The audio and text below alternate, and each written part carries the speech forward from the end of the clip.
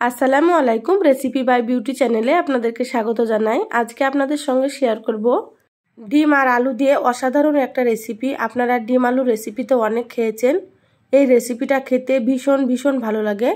তো অবশ্যই আপনারা স্কিপ করবেন না, পুরো রেসিপিটা দেখে নেবেন। আশা করছি এই রেসিপিটা আপনাদেরকে অনেক বেশি ভালো লাগবে। আমার চ্যানেলে নতুন হলে চ্যানেলটা সাবস্ক্রাইব করার অনুরোধ রইল। বেল বাটন অন করে রাখবেন পরবর্তী ভিডিও নোটিফিকেশান পাওয়ার জন্য। তো চলুন রেসিপিটা শুরু করি। এখানে দেখুন ডিম আর আলু নিয়েছি। তো এখানে আমি 6টা ডিম নিয়েছি, ডিমগুলো সেদ্ধ করে নিয়েছি। আর এখানে নিয়েছি একটা টমেটো, কাঁচা লঙ্কা নিয়েছি, আর এখানে আমি 500 গ্রাম আলু নিয়েছি। তো আলুগুলো এইভাবে ডুমো করে কেটে নিয়েছি। আর ডিমের খোসা ছাড়িয়ে খুব ভালোভাবে ধুয়ে পরিষ্কার করে নিয়েছি সবগুলোকে। এবার গ্যাস অন করে কড়াই দিয়ে দিলাম এখানে আমি 3 টেবিল চামচ সরষের তেল। তো আমি রান্নাটা সরষের তেলে করব, আপনারা চাইলে সাদা তেলে করতে পারেন। সামান্য পরিমাণে একটু হলুদের গুঁড়ো দিয়ে দিলাম। তেলটা খুব ভালো করে গরম করে নিয়েছি। এবার আমি ডিমগুলো দিয়ে দিচ্ছি। ডিমগুলো হালকা করে একটু ভেজে নেব। ডিমগুলো খুব বেশি ভাজবো না, হালকা করে একটু ভেজে নিলেই ভালো লাগে খেতে। গ্যাসের আঁচ মিডিয়ামে রেখে ডিমগুলো ভেজে নিচ্ছি। তো যারা ভিডিওটি দেখছেন একটা লাইক দিয়ে ভিডিওটি কন্টিনিউ করবেন। আপনাদের একটা লাইক পরবর্তী ভিডিও বানাতে আমাকে অনেক উৎসাহ জাগায়। দেখুন ডিমগুলো হালকা করে ভেজে নিলাম, ভাজা হয়ে গিয়েছে। এবার আমি ডিমগুলো তুলে নিচ্ছি।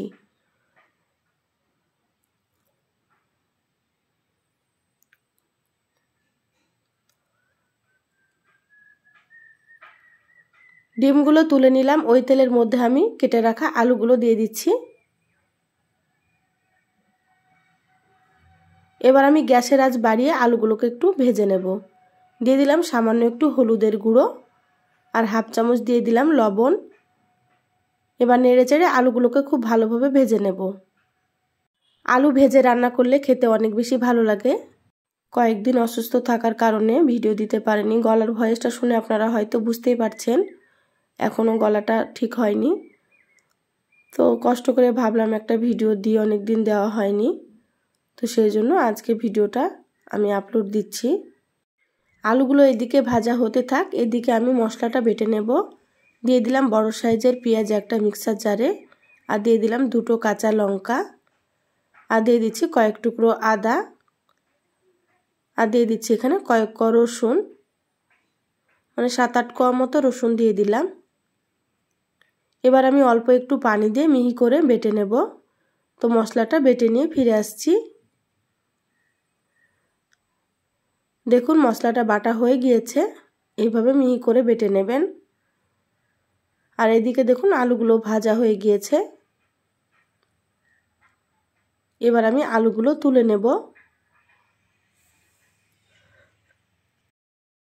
এইভাবে আপনারা আলুগুলোকে ভেজে নেবেন, তাহলে কিন্তু এই রান্নাটা খেতে অনেক বেশি ভালো লাগবে।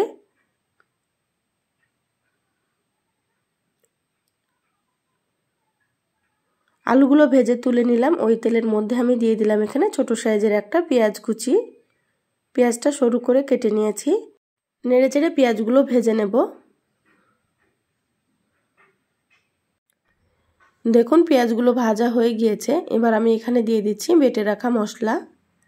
এখানে কাঁচা লঙ্কার পরিমাণ আপনারা নিজেদের টেস্ট অনুযায়ী দিয়ে দেবেন, যেমন আপনারা ঝাল পছন্দ করেন সেইভাবে করে দিয়ে দেবেন।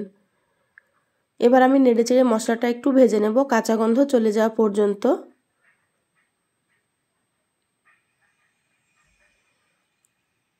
তো মশলাটা একটু এভাবে ভেজে নিতে হবে।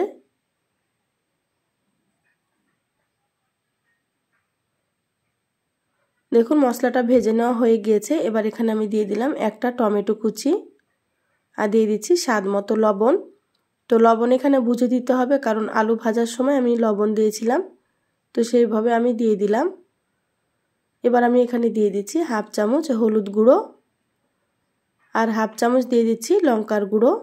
এখানে গুঁড়ো লঙ্কা আপনারা নিজেদের টেস্ট অনুযায়ী ব্যবহার করতে পারেন, চাইলে আপনারা স্কিপও করতে পারেন, শুধু কাঁচা লঙ্কা দিয়েও রান্না করতে পারেন আপনারা। এবার আমি এখানে দিয়ে দিলাম হাফ চামচ ধনিয়া গুঁড়ো, আর হাফ চামচ দিয়ে দিলাম জিরা গুঁড়ো। এখানে আমি হাফ চামচ দিয়ে দিচ্ছি কাশ্মীরি রেড চিলি পাউডার। এটা আমি কালারের জন্য দিয়ে দিলাম, এতে ঝাল হবে না, আপনারা চাইলে স্কিপ করতে পারেন। এবার আমি এখানে দিয়ে দিচ্ছি মশলার বাটি ধুয়ে একটু পানি। দেখুন অবশ্যই একটু পানি দিতে হবে, নাহলে শুকনো মশলাগুলো পুড়ে যাবে। এবার আমি নেড়েচেড়ে মশলা খুব ভালোভাবে কষিয়ে নেব, গ্যাসের আঁচ মিডিয়ামে রেখে। আমার এই চ্যানেলে সবজি, মাছ, মাংস রেসিপি দিই। আমার আরও একটা চ্যানেল আছে, সেই চ্যানেলে পিঠা, কেক, নাস্তা সব কিছুরই রেসিপি আপনারা পেয়ে যাবেন। চ্যানেলের নাম হচ্ছে কুকিং রেসিপি, লিঙ্কটা ডেসক্রিপশানে দিয়ে দেব। আর এই চ্যানেলের কমিউনিটিতে দেওয়া আছে, আপনারা দেখে নেবেন। দেখে প্লিজ চ্যানেলটা সাবস্ক্রাইব করে দেবেন। তো ঢাকা দিয়ে মশলাটা আমি 5 মিনিট কষিয়ে নিলাম। 5 মিনিট পর ঢাকাটা খুলে নিলাম। দেখুন মশলাটা খুব সুন্দর কষানো হয়ে গিয়েছে, মশলা থেকে তেল ছেড়ে দিয়েছে। এবার আমি এখানে দিয়ে দিচ্ছি ভেজে রাখা আলুগুলো। আলুগুলো মশলার সাথে খুব ভালোভাবে কষিয়ে নেব আরও 5 মিনিট মতো। এইভাবে রান্না করলে খেতে কিন্তু খুবই সুন্দর হয়। অবশ্যই আপনারা একবার রান্না করে খেয়ে দেখবেন। আমি সব সময় আপনাদেরকে ঘরে থাকা মশলা দিয়ে সাধারণ রেসিপিগুলো একটু সুন্দর করে দেখানোর চেষ্টা করি। তো আমার রেসিপিগুলো কেমন লাগে অবশ্যই আমার চ্যানেলের কমেন্ট বক্সে কমেন্ট করে জানাবেন। খুব ভালোভাবে আলুগুলোকে কষিয়ে নিলাম। এবার এখানে আমি দিয়ে দিলাম পরিমাণ মতো ঝোলের পানি। তা আপনারা যেমন ঝোল রাখতে পছন্দ করবেন সেইভাবে এখানে পানি ব্যবহার করবেন। এবার আমি এখানে দিয়ে দিচ্ছি ভেজে রাখা ডিম। আলুগুলো সেদ্ধ হতে খুব বেশি সময় লাগবে না, কারণ আলুগুলো আমি যখন ভেজে নিয়েছি তখনই অর্ধেক প্রায় সেদ্ধ হয়ে গিয়েছে। ডিমগুলো এভাবে আমি খুন্তি দিয়ে একটু কেটে নিচ্ছি। তা আপনারা চাইলে ছুরি দিয়েও কেটে নিতে পারেন। তা আমি এভাবে করে কেটে নিচ্ছি। ডিমগুলো এভাবে কেটে দিলে কিন্তু ভেতরে মশলাটা খুব ভালো মতো ঢুকে যাবে।